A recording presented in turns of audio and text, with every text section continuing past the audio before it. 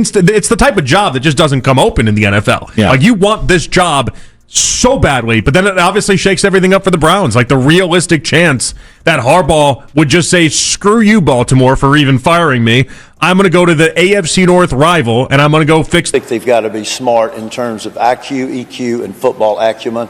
And obviously, they're going to bring expertise on one side of the ball. We do not have bias on whether they should be from the offense or the. Reports are swirling that the Baltimore Ravens have parted ways with John Harbaugh, and suddenly the spotlight has shifted firmly onto Cleveland, where Browns owner Jimmy Haslam is believed to be circling with serious intent. This is no longer idle gossip, as people close to the situation suggest Haslam views Harbaugh as the ideal architect to shape Cleveland's future, particularly with the goal of nurturing Shedeur Sanders into a true franchise quarterback, mirroring the way Harbaugh helped mold Lamar Jackson into an MVP. What makes this development so striking is the timing, which feels far too precise to dismiss as coincidence. Kevin Stefanski was dismissed by the Browns just a single day before Harbaugh was shown the door in Baltimore, a sequence that strongly hints at behind-the-scenes discussions already being well underway. In a league where nothing of this magnitude happens randomly, such near-perfect alignment suggests careful planning rather than luck. Whether these moves were mapped out weeks in advance is impossible to say with certainty, but the way events are unfolding makes it increasingly hard to believe this is anything other than a calculated and deliberate play. Absolutely. Great coach. Cleveland's long and painful search for a true quarterback solution has stretched on for decades, with the Browns burning through passers at a rate few franchises can match. And Jimmy Haslam understands that fixing this mess requires more than another quick gamble. He knows he needs a coach with a proven record of developing young talent and a quarterback who genuinely has the ceiling to become special. And in John Harbaugh and Shedeur Sanders, he may believe those two answers have arrived together. What makes the situation even more compelling is what unfolded in Baltimore, where the Ravens season ended with a narrow, gut-wrenching field goal loss to the Pittsburgh Steelers, a defeat that quietly exposed deeper problems behind the scenes. According to people close to the team, tensions have been building between Harbaugh and Lamar Jackson, with disagreements over play calling, communication issues, and a sense that their long partnership had reached its natural end. That loss didn't just sting, it wiped Baltimore out of playoff contention and, by many accounts, became the breaking point for ownership, who decided that despite Harbaugh's achievements and his role in turning Jackson into an elite quarterback, it was time to close the chapter. Given how swiftly the decision was made, it's hard not to suspect this had been brewing for some time, as if the organization sensed the energy had shifted and that Harbaugh's future might lie somewhere other than Baltimore. It's disappointing. I think our guys fought. We were that close to winning the North, and we didn't get a chance to get it done. So all that other stuff is history. A chance. What makes this situation even more compelling is that during the most recent draft process, John Harbaugh was firmly set on Shedeur Sanders and wanted him with real conviction, believing he saw the same raw ability, competitive edge, and natural leadership that once convinced him Lamar Jackson could become an MVP, and he was confident he could shape Shedeur into another elite quarterback. The problem was that Ravens ownership never shared that vision, as they refused to spend a first-round pick on him, then balked again in the second round, convinced they already had their franchise cornerstone in Lamar and unwilling to risk sparking a quarterback controversy. By the time the third round arrived, Harbaugh was reportedly pushing hard, even going so far as to contact Deion Sanders directly to explore whether Shedeur would consider coming to Baltimore as a long-term developmental option, a remarkable scenario in itself.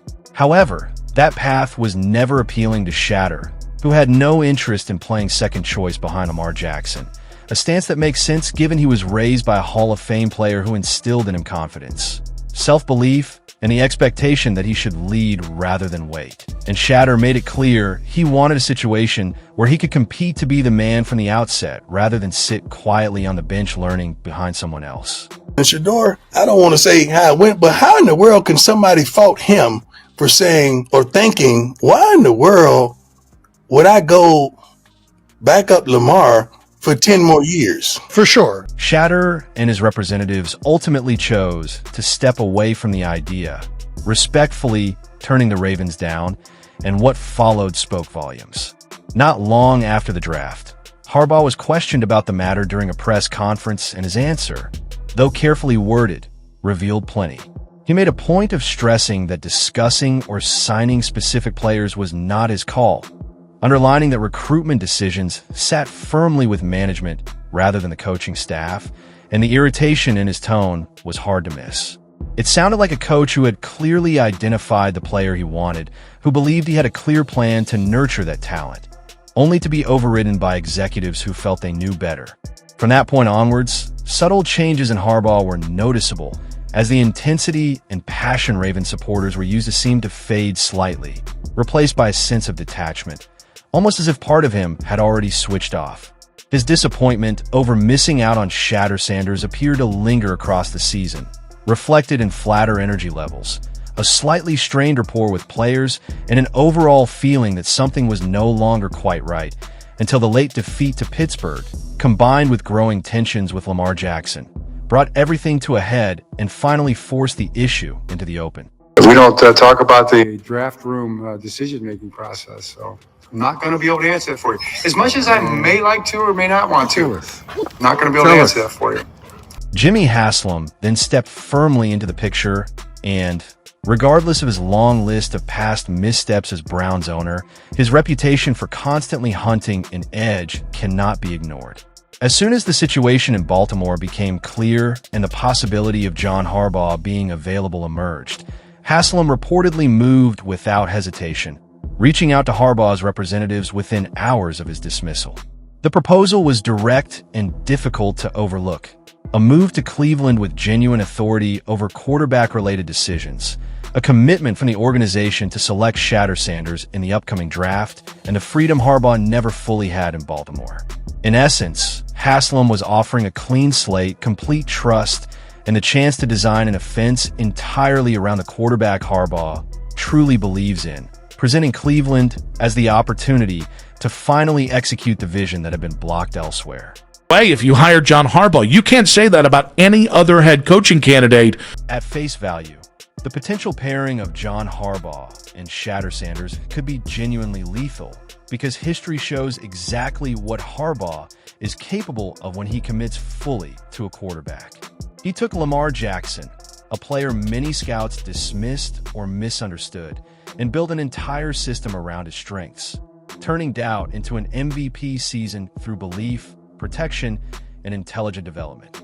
Applying that same adaptability makes this situation compelling, because Shedeur Sanders is a very different type of quarterback, more polished in the pocket, capable of making every throw, mobile enough to extend plays, and mentally prepared after being raised and mentored by one of the greatest athletes ever. Harbaugh has already proven he is not rigid or outdated, but innovative and flexible, able to tailor schemes to suit his quarterback rather than forcing players into ill-fitting systems. Cleveland, meanwhile, already has many of the necessary pieces in place, including offensive line talent, established weapons, and a defense that can compete, with the missing link consistently being the right coach-quarterback relationship. This move would be about more than development alone, as Harbaugh would be mentoring Sanders in professionalism, leadership, and handling the pressure that comes with being the face of a franchise. It would also represent redemption for Harbaugh, giving him a chance to prove that his success in Baltimore was not solely about circumstance or personnel, but about his coaching philosophy and ability to build winners from the ground up. For Jimmy Haslam, it would be a bold and risky gamble, staking the franchise's future on a recently dismissed coach and an untested rookie. Yet calculated risks are often what separate contenders from perpetual rebuilders. If it succeeds, Haslam's reputation changes overnight, and Cleveland's long-running struggles at quarterback finally end, potentially reshaping the AFC North for years. Whether a deal can be finalized, whether Sanders is drafted, and whether he embraces the challenge of Cleveland remains to be seen. But what is certain is that this situation is evolving quickly and has all the ingredients of a true blockbuster NFL storyline.